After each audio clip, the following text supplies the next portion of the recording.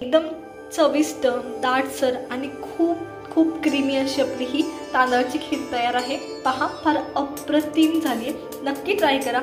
आवडली असेल तर लाईक करा, शेअर करा आणि सबस्क्राइब करा। नमस्कार मंडळी, मी कोमल तुमच्या सगळ्यांचं आपल्या कोमल नांगणे रेसिपी चॅनलमध्ये खूप सारे स्वागत करते। बरं, पितृपक्ष चालू होतोय, तर आज आपण तांदळाच्या खीरीची रेसिपी पाहणार आहोत। पितृपक्षासाठी कशी खीर करतात आणि नॉर्मली तुम्ही सणावार आणि आपल्या घरचे बर्थडे वगैरे याच्यासाठी कशी करतात, या दोन्ही मधला मी फरक सांगितला आहे, तर नक्की ट्राय करा। चला तर मग पारंपरिक खीर बनवायला सुरुवात करूया। आज आपण एका तांदळाची खीर करतोय आणि त्याच्यासाठी इथे मी 5 चमचे तांदूळ भिजत घातलाय। तर हा नाही का इंद्रायणी तांदूळ आहे, तुम्हाला दिसतोय का? इंद्रायणी तांदूळ आहे। याच्या व्यतिरिक्त वास येणारा कोणता पण तांदूळ तुम्ही घ्या। तुम्हाला तुमच्या घरी खीर खाणारा कुठलाही व्यक्ती विचारेल की कशी केली खीर, तर हाच प्लस पॉइंट असतो जेव्हा तुम्ही खीर वासाच्या तांदळाची करता। आता मग तुम्ही आंबेमोहोर घ्या, इंद्रायणी घ्या किंवा ज्या तांदळाला जो तुमच्या परिसरात अवेलेबल आहे, ज्या तांदळाला वास आहे तो तांदूळ घ्या। तर चला, इथे मी 5 चमचे हा तांदूळ घेतलाय, तो भिजवलाय व्यवस्थित, तो भिजलाय। आता हा मी वाटून घेणार आहे। ही खीर आपण 6 माणसांसाठी करतोय, इनफ आहे 5 चमचे तांदूळ। आणि खूप बारीक नाही वाटायचं, रफली वाटून घ्यायचे तुम्हाला। तर मी तर पाणी सगळं नाही ऍड करत आहे, थोडंच पाणी ऍड करून हे व्यवस्थित वाटून घेणार आहे। तर चला, मी हे वाटून घेते। इथं या पद्धतीने मी हा तांदूळ वाटून घेतलाय व्यवस्थित, मी तुम्हाला दाखवते। मी खूप बारीक नाही केला, या तांदळाच्या नुसतं ब्रेक केलंय तांदूळ, इथं तांदूळ दिसतोय पूर्ण, तर असा तुम्हाला वाटून घ्यायचंय हा तांदूळ। चला आता खीर बनवायला सुरुवात करूया। तांदूळ वाटून झालाय आपला। आता 5 ते 6 जणांसाठी खीर बनवतोय, तर अर्धा लिटर दूध घेतले। दूध कच्चं आहे पूर्णपणे, तर दूध गरम करून घेते मी व्यवस्थित।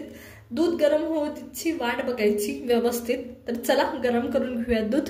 बरं, अर्धा लिटर मी पूर्ण दूध घेतलंय, त्याच्यात पाणी आपण ऍड केलं नाही। असंच दूध, फुल फॅट मिल्क तुम्हाला घ्यायचंय खीरीसाठी, अप्रतिम खीर होण्यासाठी। तर चला होऊ देऊया गरम।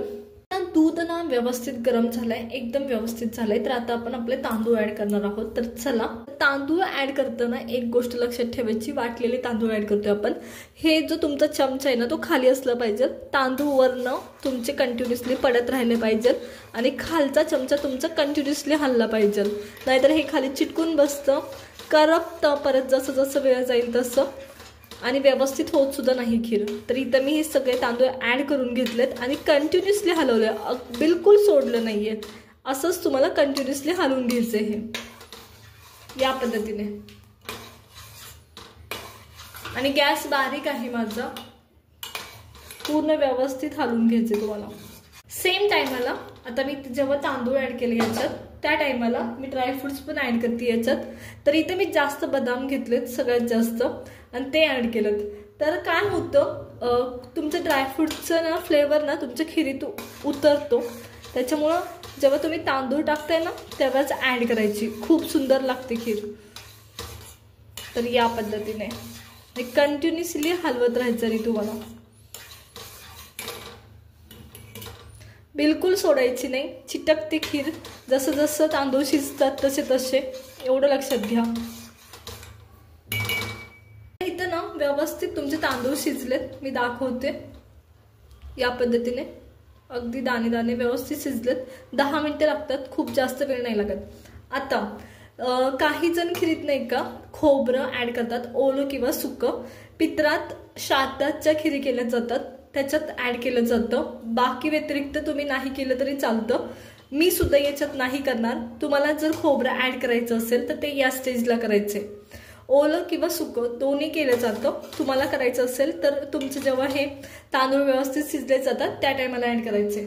आता आपण याच्यात साखर ऍड करतोय, तर मी इथं साखर घेतली आहे। तर इथं माझ्याकडे अर्धा वाटी साखर आहे, खूप आहे, भरपूर आहे, खूप गोड होते, अप्रतिम लागते। जर तुम्हाला याच्या व्यतिरिक्त आणखी साखर ऍड करायची असेल तरी तुम्ही करू शकता, काही हरकत नाही।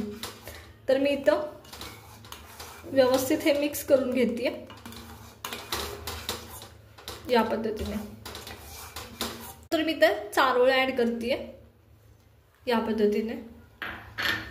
आता व्यवस्थित साखर मेल्ट झाली आहे, त्या टायमाला पण याच्यात गुठळ्या होऊ द्यायच्या नाही बरं, खिरीमध्ये चांगल्या लागत नाहीत त्या।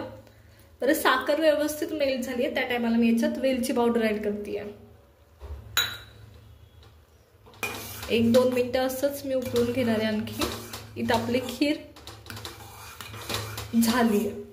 आता 1 ते 2 मिनिटं झालेत आणि खीर व्यवस्थित शिजली आहे.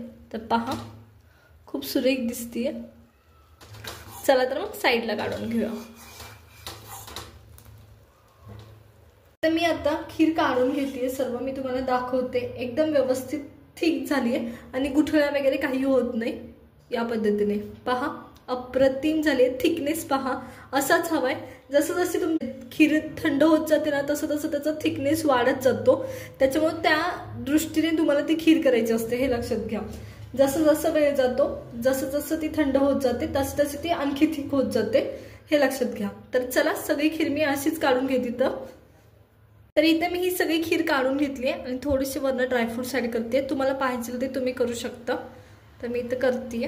अप्रतिम होते, एकदम चविष्ट, दाटसर आणि खूप खूप क्रीमी अशी आपली ही तांदळाची खीर तयार आहे.